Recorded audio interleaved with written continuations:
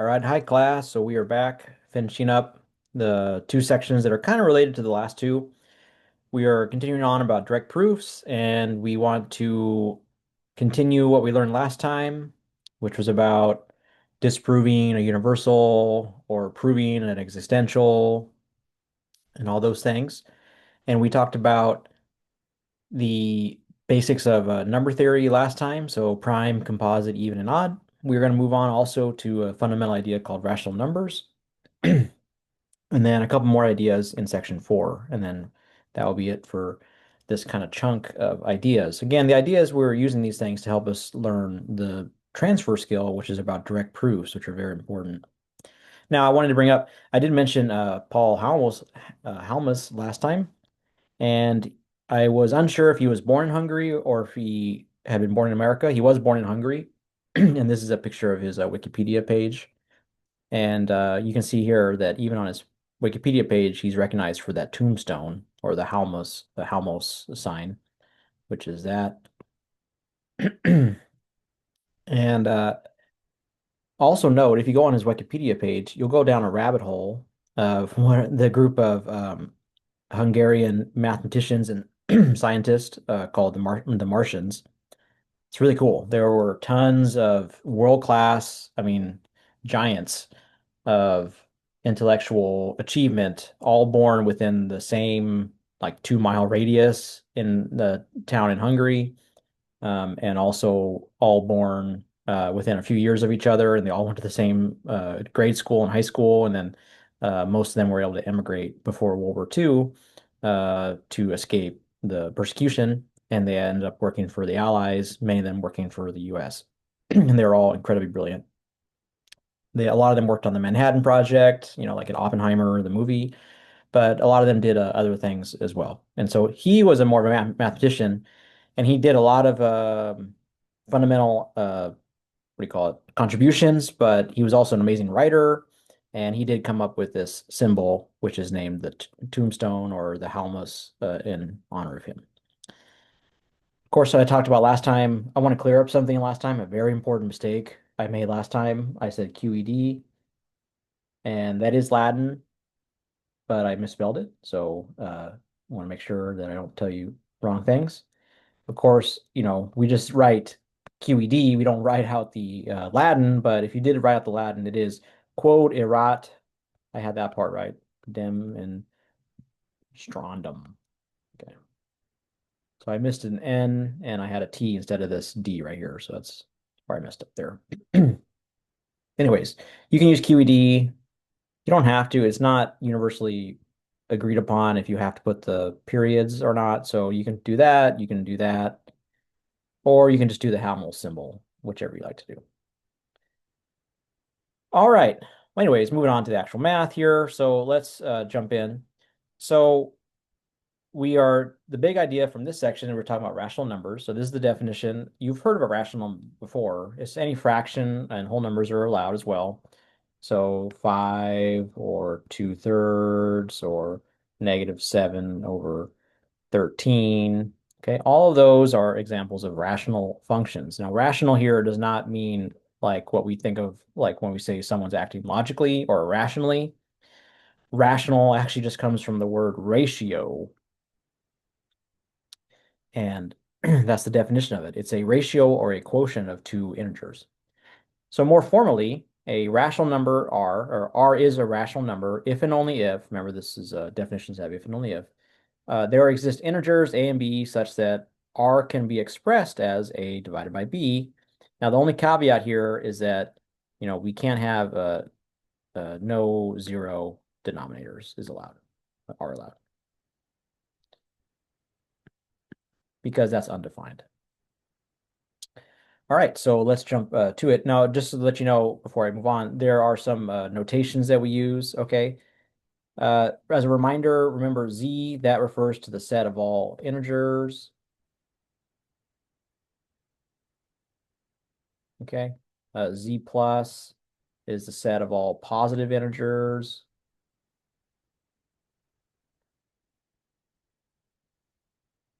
okay? Well, we need a symbol for the rationals, okay? And they have this symbol, Q.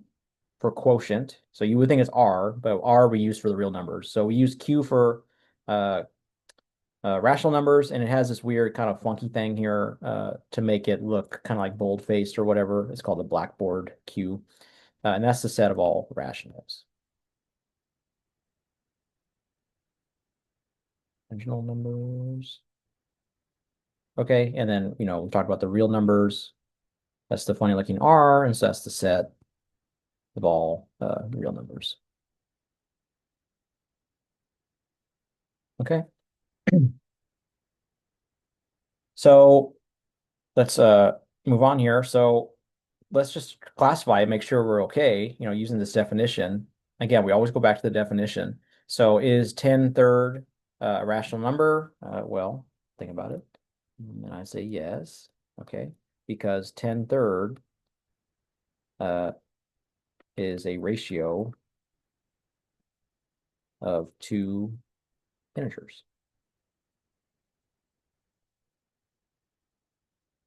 Okay, this is A and that's B. All right, what about letter B here? Problem B is -5/39 a rational number? Yes. Okay, same deal. It's -5/139. So this would be B and this would be A. Okay, and both are rational. Are sorry, element of the integers. Okay, what about 0.281? Well, it looks like a decimal, right? So I guess that's not. Well, it doesn't matter about decimal. It matters if you can write it as a ratio of two numbers. And yes, it is because 2.0281 is the same thing as 281 over 1,000, like that. Okay, so that's A, that's B, and you get the idea. Both are in Z. Okay, so even though it's written as a fraction, sorry, as a decimal, that's just a shorthand for what's actually going on here, which is rewriting like that. 7, okay, what about whole numbers? So are whole numbers a rational number? You might think, no, they're an integer, right? It's not a ratio. I don't have any division there. Well, it is a ratio because you can write it as 7/1. Okay, so that is a rational number. Same thing with 0. Is 0 a rational number? Yes, because it's 0/1. So what we can take away from that is that so therefore, um, all integers are also rational. So rational numbers, because you can just write it as over 1. All right. What about F and G? So let's talk about F. Is 2 a rational number? Well, it is an integer over an integer, but remember we talked about B can't be 0, so that's a no. Okay. It has a no 0 denominator allowed. Now you might think, hey, okay, so if it's not rational, then it must be irrational, right? Because that's the definition. If it's a real number, it is rational, then if it's not rational, then it's irrational. So what about this? 2/0, is it an irrational number? Well, it's not a rational, right? So it must be irrational. But the key thing here is that it has to be a real number. So this is no, because 2/0 is not a real number. It's not even defined. There is no such thing as 2/0. It's like saying a four-sided triangle. There is no such thing as a four-sided triangle, and there is no such thing as 2/0. All right. So moving on here. What about this one? So a little more complicated is 0.121212 moving on forever. Is that going to be a rational number? Well, you know, again, and I'm saying here that it's moving on forever and ever and ever. Well, we can bust out our calculator here and try to see what is 0.121212 going on forever. But I can just let you know, I chose this example on purpose. It's just 12/99. like that. Okay. So therefore, it is rational. Okay. And you can use to fraction button on your calculator or just try to think about that for a while. But 12 over 99 is 0.121212 forever. So even though the decimal repeats forever, it's still a rational number. And we know examples like that too, like 1/3. That's 0.33333 forever and ever. That's also rational,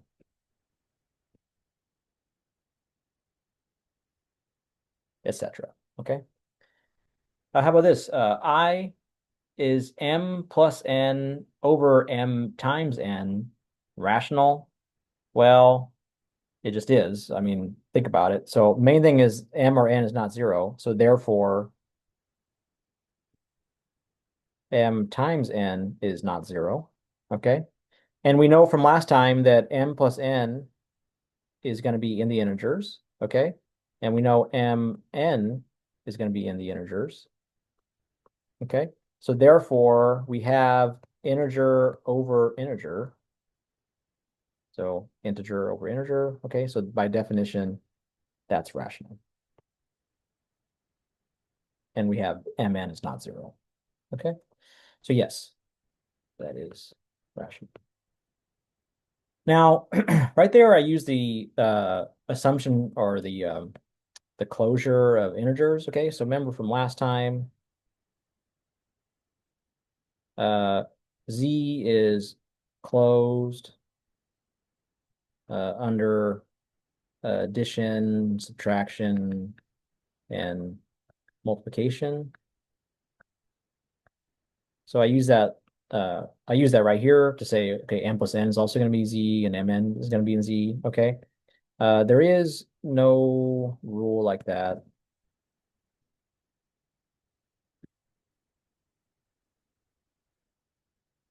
Um, well, let me back up. We'll talk about that in a second. We need to be careful. We'll think about closure about Q um, in a little bit in terms of closure. So start thinking, is the rationals um, are they going to be closed under addition or subtraction? In fact, I might ask that on the homework, so I won't jump the gun. Okay, let's think about this. So every integer is a rational number. Let's prove this theorem here. Okay, so proof. Let me change the colors here. So again, we're starting from the set here is all integers. So we'll say, okay, let say m live in z. Okay. We want to show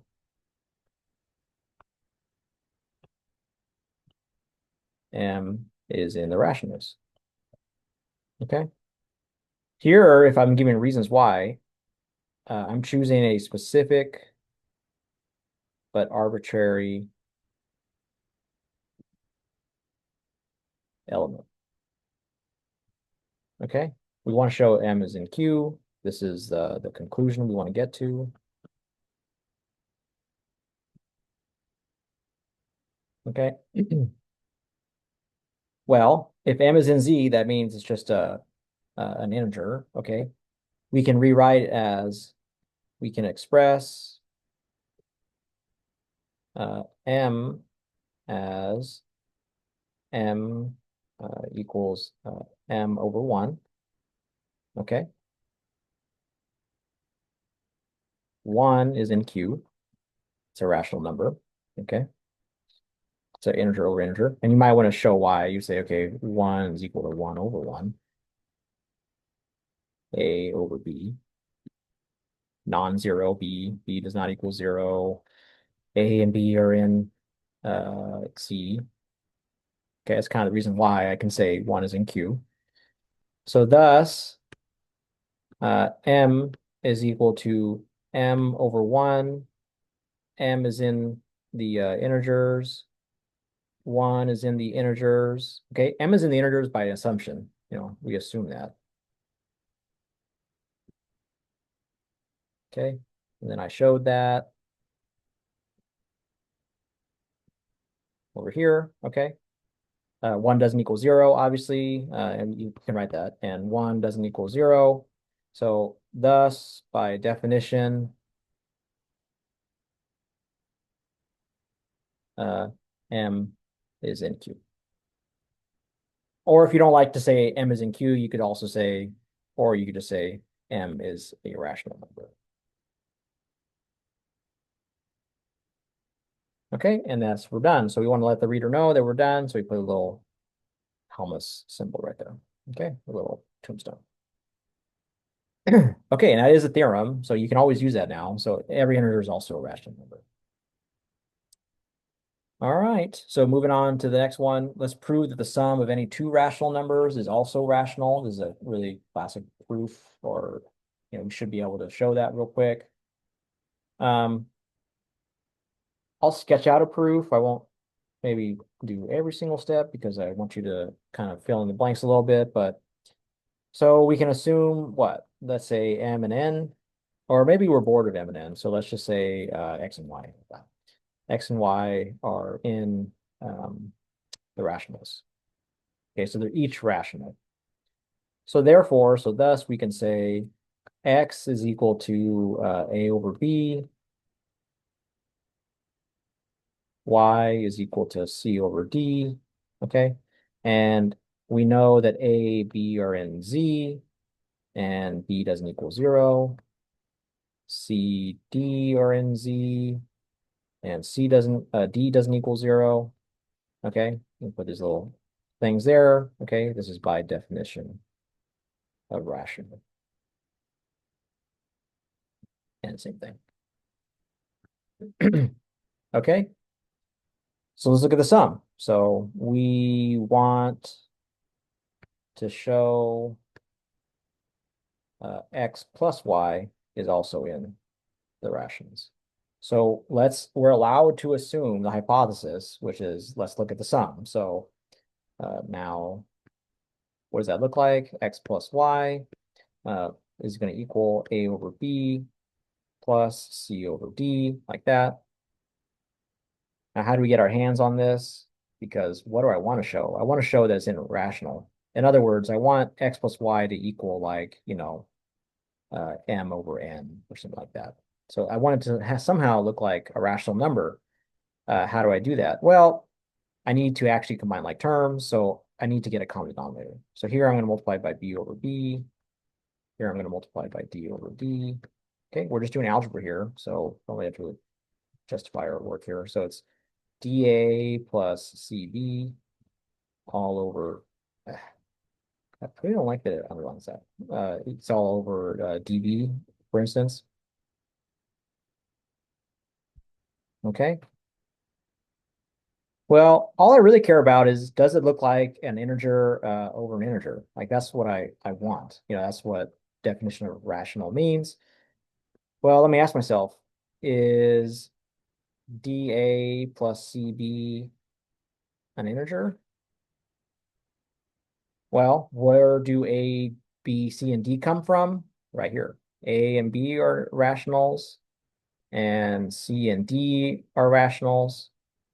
So yes, because the rationals are closed under addition and multiplication. And same thing here is dB in Z, and yes, for the same reason. Okay. So why don't we just rename this as something like, uh, M over N, where let's just rename dA plus CB is equal to M, and dB is equal to N. Okay. All right. Now we need one more thing. One more question is N not 0? Also, N doesn't equal 0.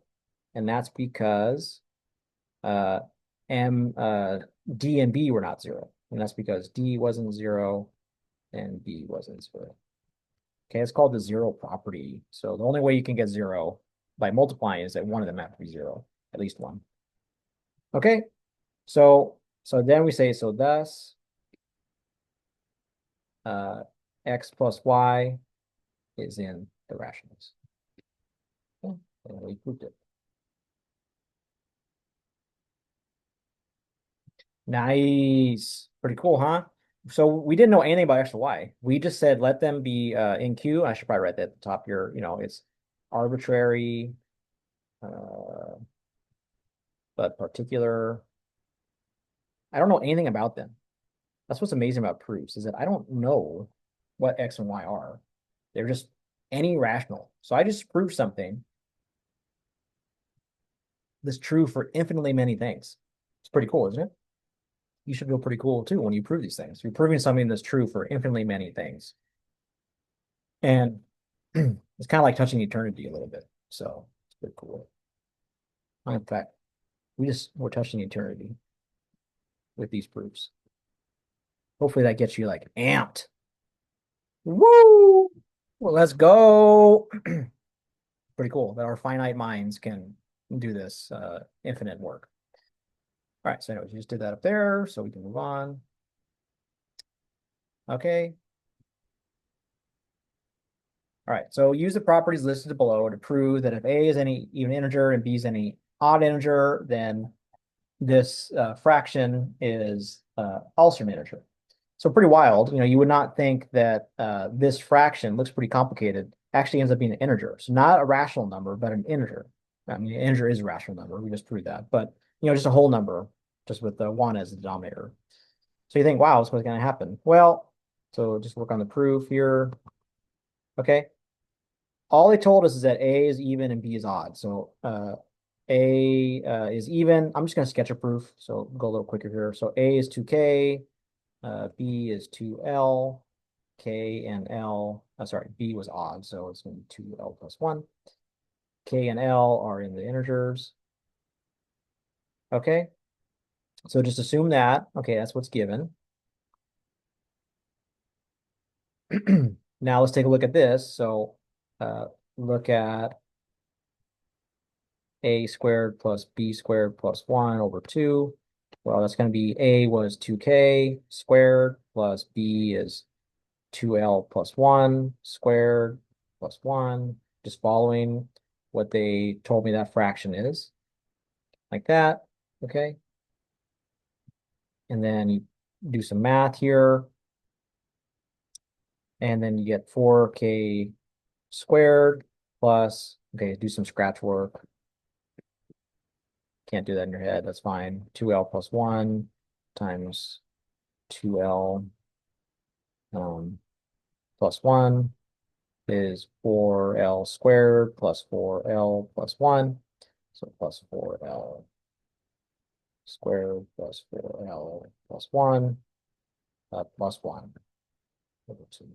I really don't like that it does that, as you can tell from Watkins videos. All right, so here we go. And then let's see. So we get 4K squared plus 4L squared plus 4L plus 2 over 2. And what's going to happen? Well, really, we want it to be an integer, which means we don't want this denominator.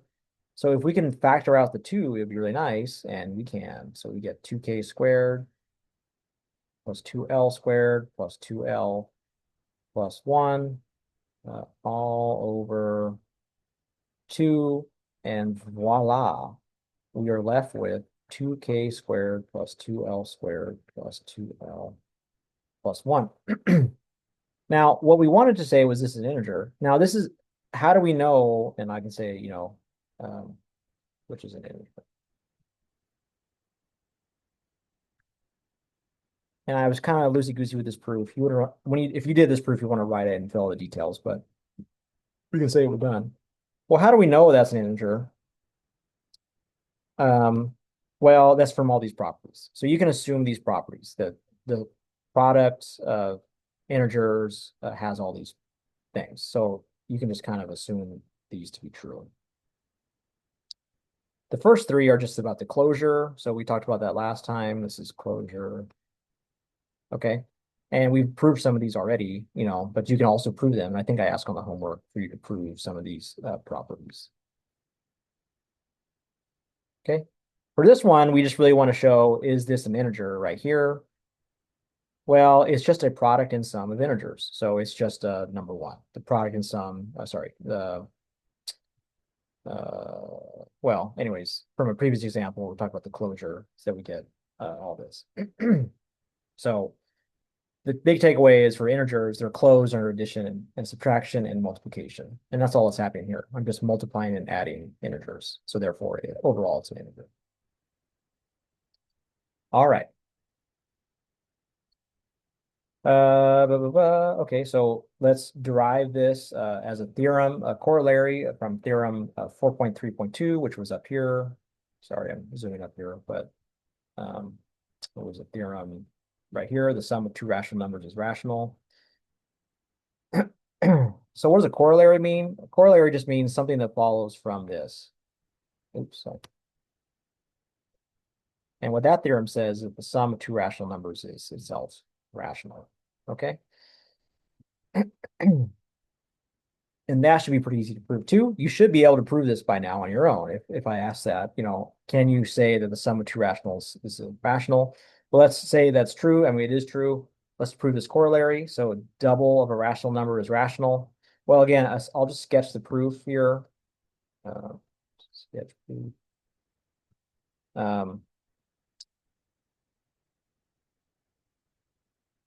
Okay. So they say irrational number. So I'll say let uh, Q be in Q. Okay. Then Q we can write as A over B, where B doesn't equal 0. A and B are in the integers. Okay. And then we want to talk about the double. Well, the double is 2Q. Well, that's just 2 times A over B. Well, guess what? That's also a rational number because, again, B doesn't equal 0, and 2A is in Z. So therefore, you get 2Q is also in the rationals. That's one proof. If you were using this theorem, the theorem 4.3.2, which says the sum of two rational numbers is rational, you would say, okay, well, Q plus Q is the same thing as 2Q, right? Which is what we had over here. But theorem 4.3.2 says sum of any two rationals is rational. Therefore, Q plus Q is rational. And thus 2Q is rational. So over here on the left side, I kind of sketched out a more direct proof. Whereas over here on this right side, I actually just referred to 2 R's, I think, referred to theorem 4.3.2. It's up to you how you do it. You want to do it. If you want to do direct or if you want to refer to theorems that we know, a corollary means it follows directly. So probably this would be the theorem, the way I would prove it if I'm just doing a corollary, because corollary means it follows exactly from the theorem before. All right, so anyways, we have that there. Okay. All right, last lesson for this batch is about divisibility, and we have some more terminology here. It might seem kind of complicated, but it's really not. All we're talking about in this section is, does something divide another? And as an example, 6 divided by 3 is 2. Okay. We say in English that 3 divides into 6. And you could say 2 times. You could also say 6 can be divided by 3. Sorry, divided by 3 cleanly. And we have lots of terminology for this. Divisible, multiple, factor, blah, blah, blah. We could also say that 3 is a factor of 6. There's just so many ways to say the same thing, And so all that is just summarized here for you over here. Okay. All these are definitions that say kind of the same thing. Again, you can keep in your mind 6 divided by 3 is equal to 2. Using the terminology from this box here. So if I have 6 divided by 3 is equal to 2.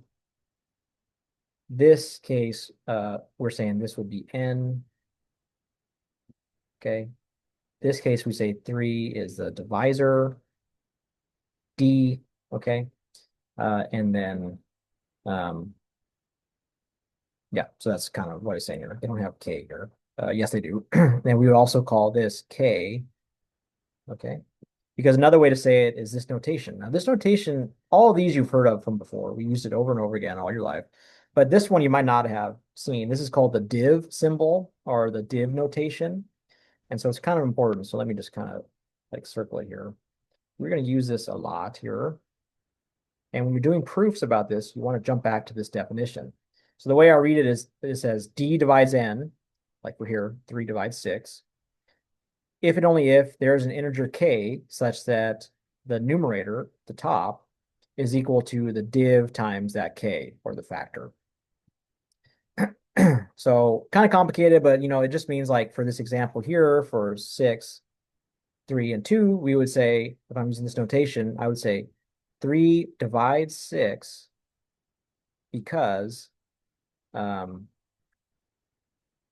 numerator is equal to the divisor, the denominator, times the factor here. Okay.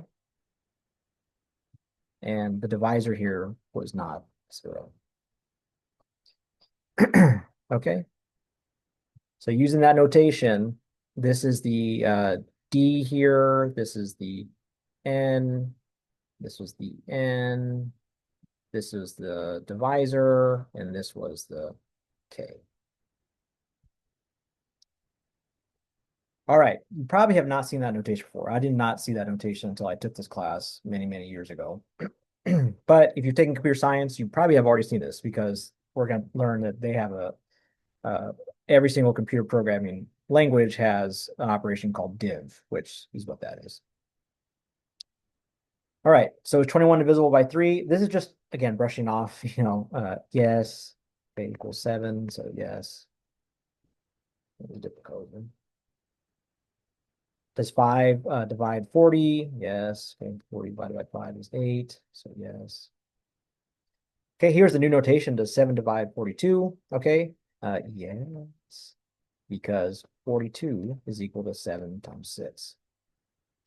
So using the notation again, does d divide n? And yes, because n is equal to d times k. That in this case, k here is 6. All right.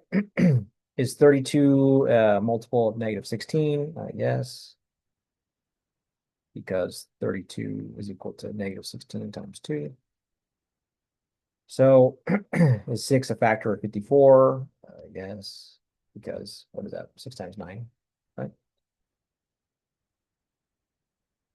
54 is equal to 6 times 9. And then this last one is 7 a factor of negative 7? Yes. You can think of it however you like to think about it, but because, negative 7 equals 7 times negative 1, excuse me. All right. Probably the one that's hardest is just the div because we haven't dealt with it before. So let's make sure that we're okay. Just remember that this is a stone cold, very important definition. So you want to make sure that you have this really, really solidly down.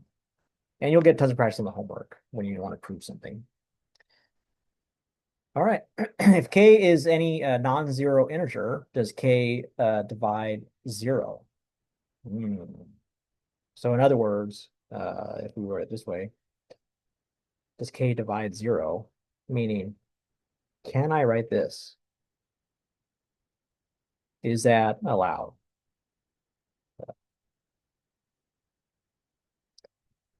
So you might think, well, let's look at an example here. If k is 3, okay, would I say 3 divides 0? Well, what that means is that 0 is equal to 3 times some number, some k, or k in the integers. Okay, so is that true? Is, let me say not equals, let me say, okay, and it's actually an if and only if. Is it true that 0 is equal to 3 times some number, where k is an integer? And yes, because what is k? To make that true, well, k would just equal 0.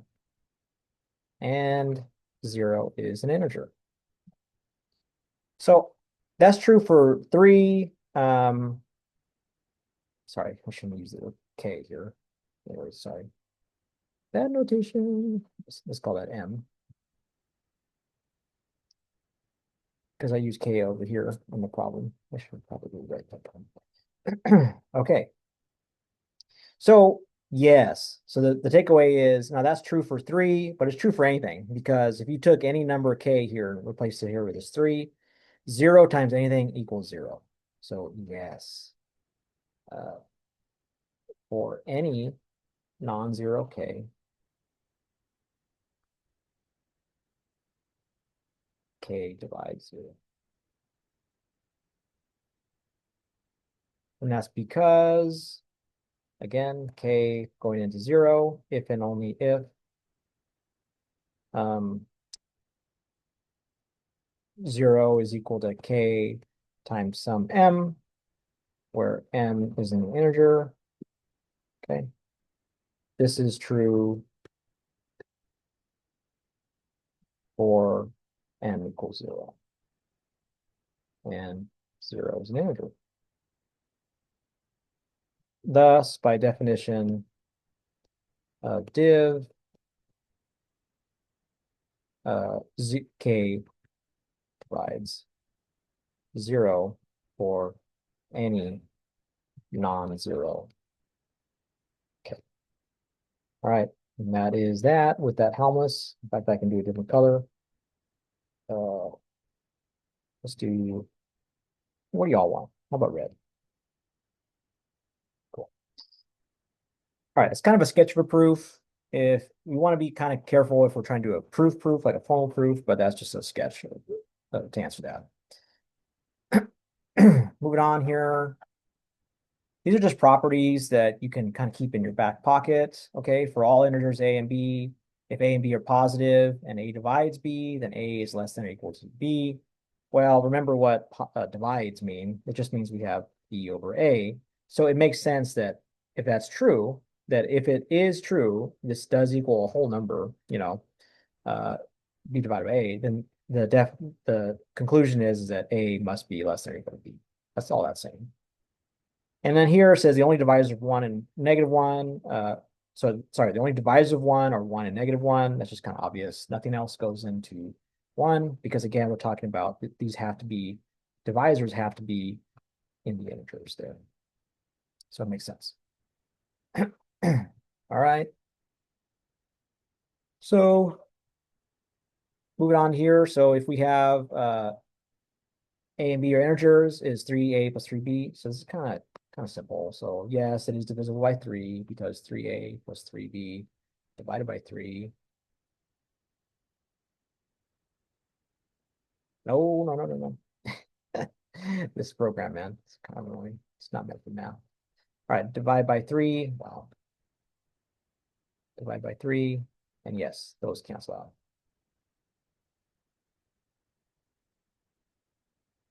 Okay.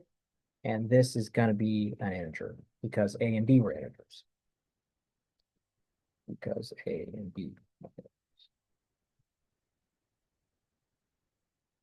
So here k and m are integers. Does 5 is 10 km divisible by 5? Well, yes, it is. Okay, because 10 km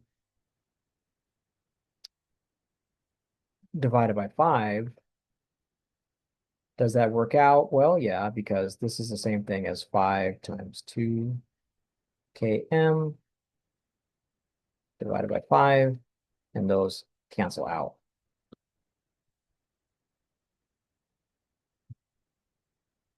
and that equals 2km. Now, to be divisible, the factor that comes out has to be an integer, but this is an integer because k and m were integers, and 2 times k times m is closed under multiplication. So yes, that is true. So that's yes. So there that one. All right. We have some notation about what about if it's not divisible? If it's not divisible, that just means we write this symbol here that does not, like that, okay? And it just means that there's no way that this is true, okay? Another way to write it is that if I do d going into n, then what comes out is not an integer. So it's actually a really nice way to check if something is not divisible. And we've done that a bunch of times, but for instance, like 4 going to 15, okay? Does 4 go into 15 cleanly? And the answer is no, because we get 4 with we get 3 with 3/4 left over, okay? And that's not a whole number, which is 3.75, not an integer. Okay. So we would write 4 does not divide into 15. All right. Moving on here. We're doing proofs. So prove so we have this. If A, B, and C, if A divides B and B divides C, do we have A dividing C? So yes, this is true. Again, this is just going to be a quick sketch of the proof. But you would say, okay, let A, B, C be in the integers, okay? Now, what you're allowed to assume is on a proof, you're allowed to assume everything before the then. So we're allowed to assume this. So you can always assume the hypothesis, okay?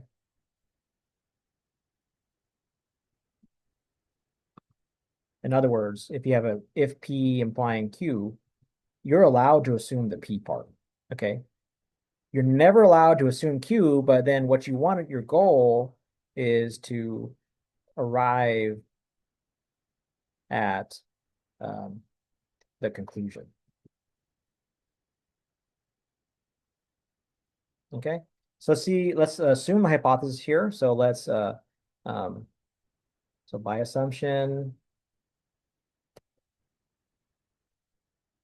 A divides B and B divides C. Let's write out what that means. That means that B is equal to A times K for some K in the integers. And B going into C, well, that's only true if C is equal to, let's say B times, I don't know, M, okay? M is in the integers. All right, what we want to show is that A divides C, which is only true if C is equal to some number, call it W times A, or W and Z. Well, let's take a look. So now C is equal to B times M, but what was B? So B was equal to A times K. So we can rewrite that as AK times M, okay? Now we can rearrange that as KM times A because multiplication is commutative, okay? And let's just rename KM as W. KM lives in the integers because it was a product of two integers. So W is in integers. So thus, we can say C is equal to W times A, okay? But by definition, that means that A divides C. And that is our goal. We arrived at the conclusion. So we can put a little Helmholtz symbol on it, or QED action, and we are done. Okay. If you did this proof, you want to do maybe a little bit more writing because I didn't have a lot of complete sentences there, but you can kind of fill that out there. This is called the transitivity. So divisibility is transitive. So that's kind of the takeaway. All right. And that's the theorem. So we can use that from now on. We never have to do it again. Okay. And here's the theorem too. Any integer is divisible by a prime number. Okay, that derives from the prime factorization theorem, which we'll get to. All right, so moving on here. These videos are getting long, so I just kind of want to move on here. Is this true?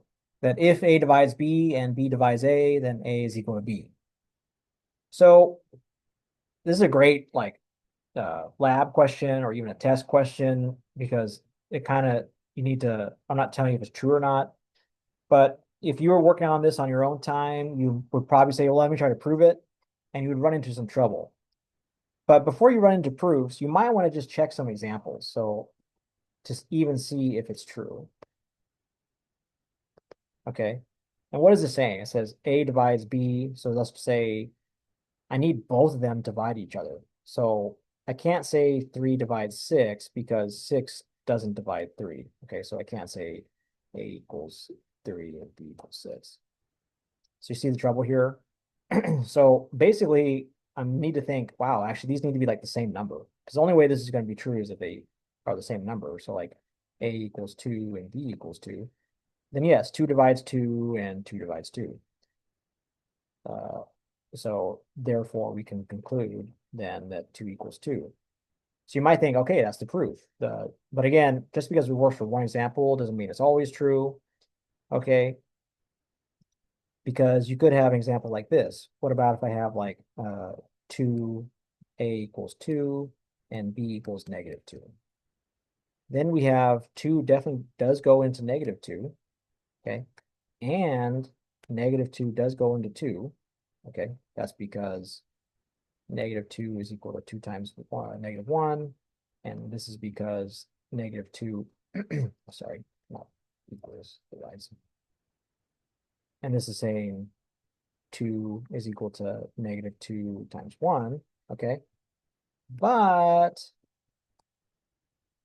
it's definitely not true that A, doesn't equal B, 2 does not equal -2, like that. So this actually is false. And why is it false? Okay, because we found a single counterexample. Single, concrete, specific, in parentheses.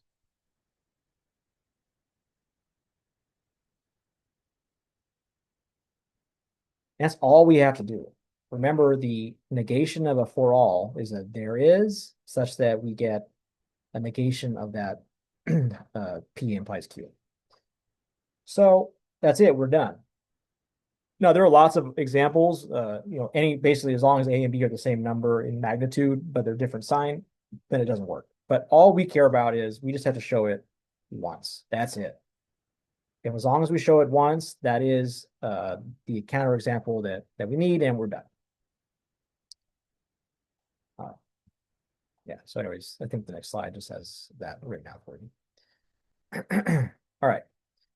So we have a fundamental theorem here that is going to come up a little bit. It seems kind of, the way it's written is a little bit hard to understand, but you've done this to death for your entire life because it's called the prime factorization theorem or the fundamental theorem of arithmetic. Excuse me, not the prime factorization, the unique factorization of integers theorem. All it says is that, or it's also called the prime factorization theorem. All it says is that any integer can be factored in a unique way where it's just a product of primes. So for instance, you probably have seen it more like this. 72, you would say, okay, that's 2 times 36. That's 2 times 18. That's 2 times 9. And that's 3 times 3. And then you just write them all out. So that means 72 is equal to 2 times 2 times 2 times 3 times 3. Or you could write it as 2 to the cubed times 3 squared. That's all that's saying. So this theorem, all it does is guarantees that every integer can be written this way, where it's a product of primes. And the primes don't have to be distinct. Sometimes we can have those powers of the prime. Okay. Now, what's unique about this theorem, or I mean, literally unique, is that it tells us that what we just found is the only way to factor like that. Only way or unique way to factor that is that way. So for 72, that's it. There's one and only one way to write it as a product of primes. And that's all that this says, okay? And this kind of confusing here, but just imagine that we had it for 72, okay? That was it 2 cubed times 3 squared, okay? Using this notation here, this would be n, okay? That would be n, okay? This would be the first prime. This would be the second prime. This would be the first exponent. This would be the second exponent. That's all that notation is saying. That's it. Okay. Now the theorem, what it talks about is that if you can, once you express it that way, that this is going to be the only way, okay? And this is unique. This is the unique way. Okay, that's all that theorem says. All right. So moving on, I just wrote it again here.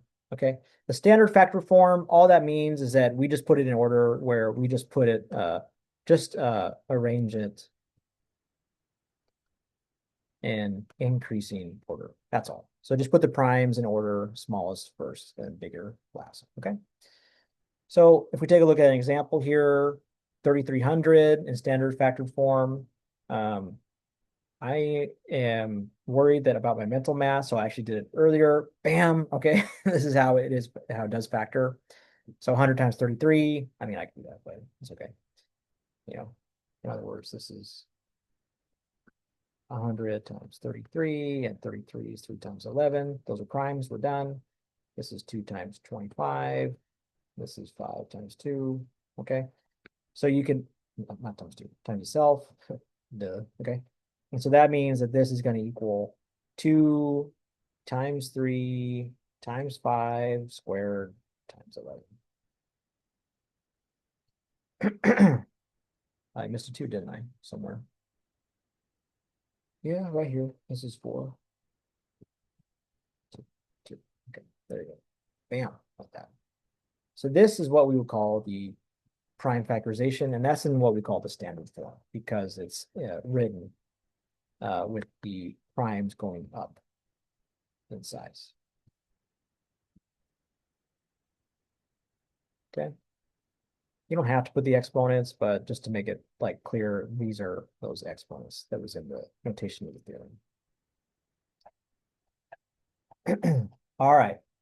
Finishing out, I promise you guys are doing really well. It's a lot of material. We have one more theorem, which is called the quotient remainder theorem. Again, real simple. We've dealt with this a million times before, but if you divide a number, sometimes they don't divide cleanly. And so if they don't divide cleanly, okay, then what this theorem says is that we're always able to describe it. So if I'm saying D going into N, like that, then it's always going to be equal to some quotient, okay, plus some remainder. Okay, so you have some whole number quotient plus some remainder, like that. Okay, as an example,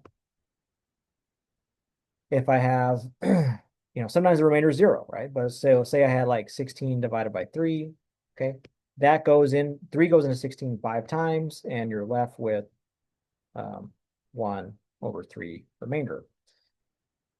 Now, the way we write that in this notation is you just clear the denominator. So if you multiply everything by 3, then that gets you to the form that we have here, which is 16 is equal to the divisor first. So 5, sorry, the divisor first. just 3, times q plus the remainder.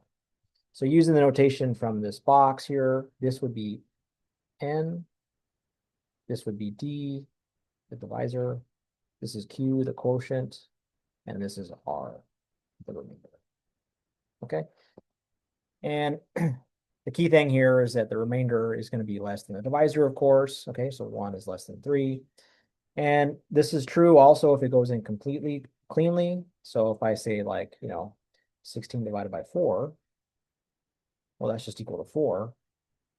Well, there's not a whole lot to do, but you can still clear the denominator. And so you get 16 is equal to 4 times 4. Now I have 0 remainder, so why don't I just write that as 0 like that? You don't have to write 0 remainder, but that's just what is taking place here when the remainder is exactly 0 like that. So if you left it alone, you could do that.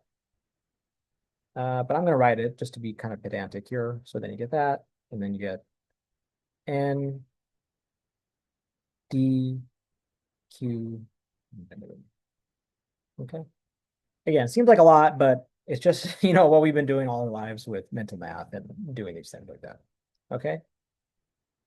All right. Here you can read this. If it's negative, a sign changes. Yeah. It just moves to the left. Get the idea. Okay. So just to follow up with these examples here. Okay. Just to put in this notation, I don't think you need to know this. I already did an example, but if 54 is getting divided by 4, then that's the same thing as saying 54 is equal to, how many times does 4 go into 54? I think it's like 13. Okay. Plus, well, 13 times. So you can say that goes into that plus 2 remainder. Does that work? 26, 52 plus 2, 4. Yeah, so that works out. Okay. If you can't do that in your head, you could also just do it step by step like I did earlier. 54 divided by 4. Well, that's 13 plus 2/4. Okay, and then you just clear the denominator because that 2 remainder, and you get to that as well. What about here? Negative 54 over 4. Well, that's the same thing as saying, well, how many times does that go?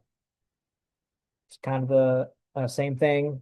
It's going to be, in fact, I wrote this wrong, so the divisor is supposed to go first. 4, 15. Sorry about that. The D we like to write first, okay? Even though cumulatively it doesn't matter, okay? Well, anyway, so this is going to be 4 times negative 13. Actually, times, what would that be? Negative 14 plus 2. Why is that? Well, because I need to go to the left. That's 14, 28, 56. So negative 56. And if I add 2, it gives me to 54. All right. So a little bit weird on the negatives, but that's just because the plus 2 moves it to the right. And then C here, 54. Okay. Does 70 go into that? It doesn't even go into one place. So the way we write that, if the numerator is smaller than the divisor, we would just say, okay, well, that's 70, the divisor, times 0, plus the remainder of that. So again, this would be D, this would be Q, and this would be R. That's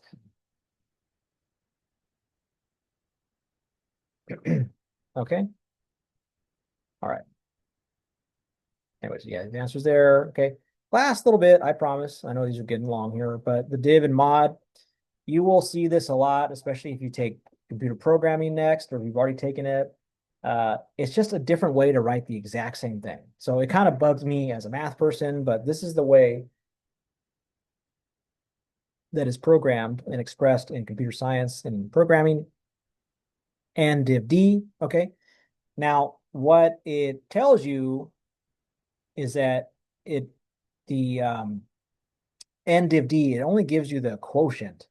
So I only care about the quotient that it comes out, okay? And n mod D, I actually only care about the remainder. So it doesn't give me multiple numbers. It just gives me the largest quotient that goes into it, and the mod just gives me the remainder. So I understand why it's needed in computer programming, because we need to know this. We need to be able to call it and say, okay, if I say 5 divided by 3, I could want to know what the quotient is, which would be 1, because 3 only goes into 5 one time. Or I could want to know the remainder, which would be 2. As an example, 32 div 9. What should I do it? I think it stands out better on the notes. So 32 div 9. Again, it's just asking when you divide 9 into 32, how many whole times does it go? So 9 into 32, that's 3, 27, 5. So maybe 5.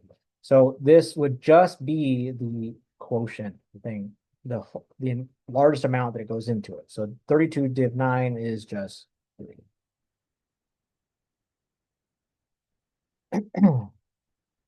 Okay. So what about mod 32 mod 9? Not 32. When I hear mod, I think of wonderful, delicious pizza. Okay. But mod pizza, but it actually just means the remainder. This is asking, well, what would be the remainder? Well, I did that over here. It's just going to be this. It's just right there. So it's just 5. Okay. So it's just why do we use mod and not REM? Like, why don't we just call this REM 9 for remainder? Well, it's actually mod from the Greek or Latin modulo, which kind of means like the remaining or the leftover. Okay. Um, I'll let you take a look at this one on your own so you can kind of pause the video. I have the answer on the next slide, but these videos also getting super long. So just take a look at that on your own time and pause the video, or actually, yeah, and then just kind of look at the answer as well. And you can kind of look at that on your own. Okay. All right. So sorry, this is getting a little long here. Okay, but one last little bit, I promise. I keep saying that, but we're getting towards the end here. Um, so last little bit, we talked about this earlier, but the parity property just says that every integer is either even or odd. Okay, so that's all it's saying. Now we can use that to do a proof here. Okay, and this is what we want to talk about when we talk about dividing things into cases. So this is going to be an example of a proof. Kind of a new technique, but not really, where we have to look at cases. So we have to divide into cases. So let's take a look. So prove that any two consecutive integers, one is even and the other is odd. Okay, so prove here. Okay. Let P, Q be consecutive integers. So what does consecutive mean? It just means one after the other. Okay. So what that means is that Q is going to equal P plus 1. Okay, that's the definition of consecutive.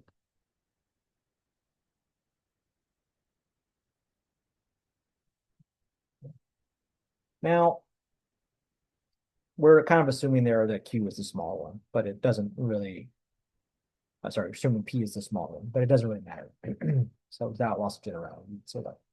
So now we have two cases here. So we have to worry about the number that we started with, P here. Is that the smaller one? Is that even or is that odd? So we have to split it up into two cases. We can't just, it doesn't work. The proof doesn't work if you just do it in one go. So we have to assume, okay, let's assume the starter value, P, okay, let's assume that it's even. And I didn't show why it doesn't work, but if you try to do this proof without separating the sketch into cases, you'll run into trouble. You won't be able to do it. So let's assume that's even. So that means then that P is equal to 2K for K and Z. And that means that, so thus Q is equal to P plus 1, which is equal to 2K plus 1. Okay. In other words, Q is odd. Why is it odd? Well, by definition, it's 2 times K plus 1. That's the definition of odd. Okay. That's what I wanted to get to. I wanted to say 1 is even and 1 is odd. Well, guess what? 1 was even, and I'm doing red here. 1 is even, and it's pen here, and 1 is odd. Cool. All right. So that's done. So that's the end of that case. But what about the other case? What if assume P is odd? Well, you get the idea. It's very similar proof. Okay, then P is equal to 2K plus 1, K and Z. Okay. What does Q look like? Q looks like P plus 1. And so that means it's equal to 2K plus 1 plus 1. But that's equal to 2K plus 2, which is equal to 2 times K plus 1. Okay, and K plus 1 lives in the integers. So thus Q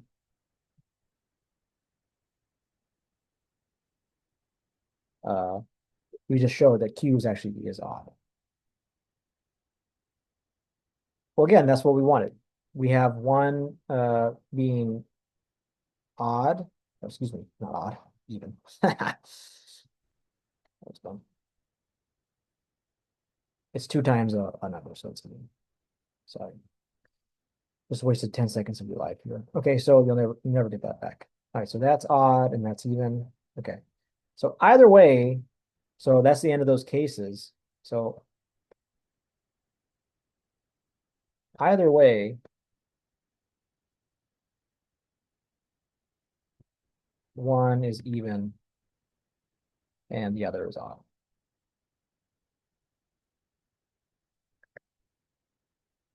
Okay, and that's what we wanted.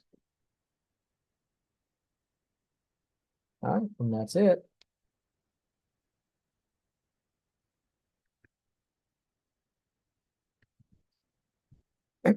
All right. So that is an illustration of a general example. A lot of times we have to split these things up into cases. And anyways, that's the theorem that we just proved. So we just proved that.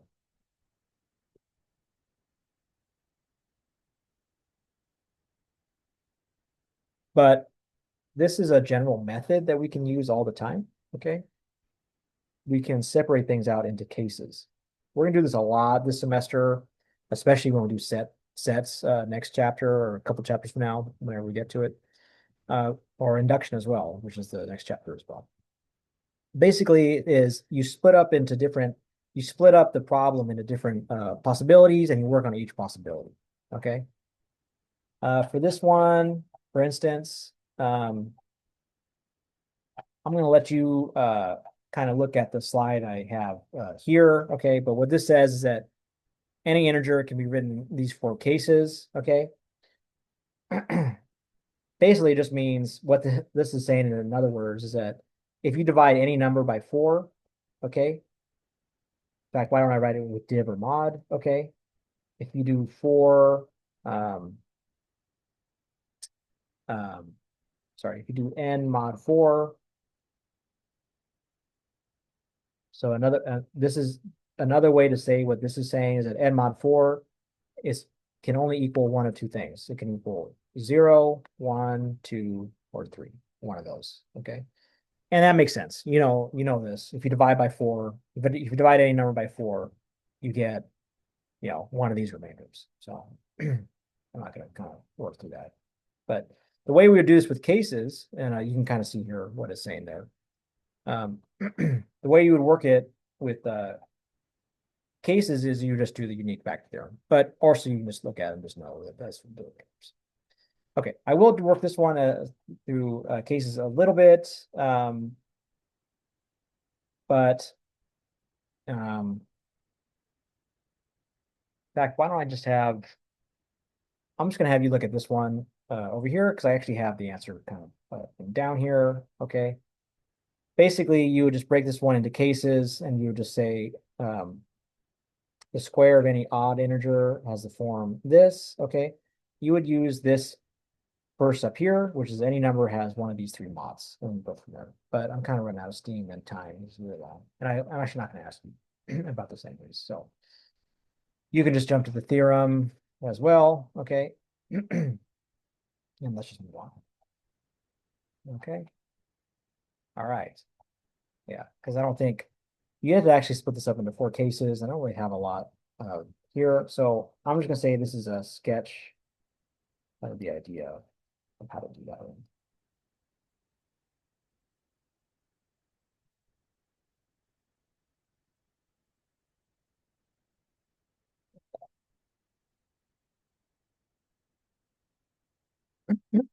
So you'd have two of these forms, this one and this one, okay, or the even ones as well.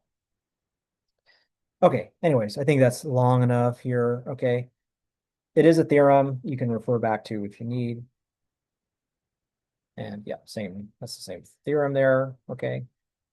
Here is just, I think I asked a little bit about this, but it's not super important, okay, but if you've never not seen the absolute value, this is technically the definition of the absolute value. It is defined as by cases. Okay, so as an example, the absolute value of -2 is 2.